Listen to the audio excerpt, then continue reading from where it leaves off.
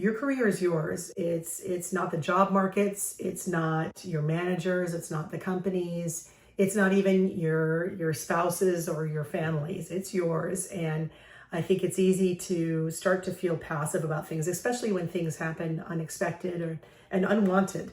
But we've got to stay in that driver's seat, and the way to stay in the driver's seat, I talked about before, is knowing what your purpose is, what kind of impact you want to make, and then just remembering you're the one that has to make the decisions of where to go and when to turn. And it gets tough because if you've been hit with some unexpected news or especially unwanted news, then it can feel just overwhelming and disappointing. Or maybe you've been hit a few times. I know I've been there where it just feels like you're getting clipped on the chin just a few too many times. And, when do you tap out? And the reality is there are open doors that a lot of times, if you just keep pursuing and keep moving in a positive direction, that they're there. And I know it gets hard. And I've had people ask me like, oh, well, how fast until I get promoted, or how fast until I land the next job?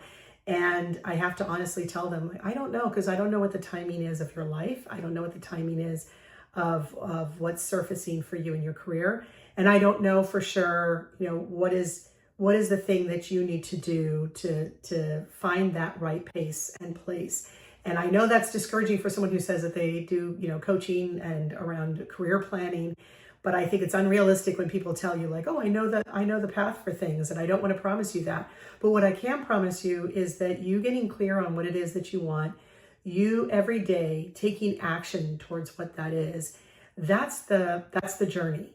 And I am not here to sugarcoat it. I'm not here to say that it's easy, but I think when you've got some idea of how to keep taking steps towards things, that action is what pulls you forward.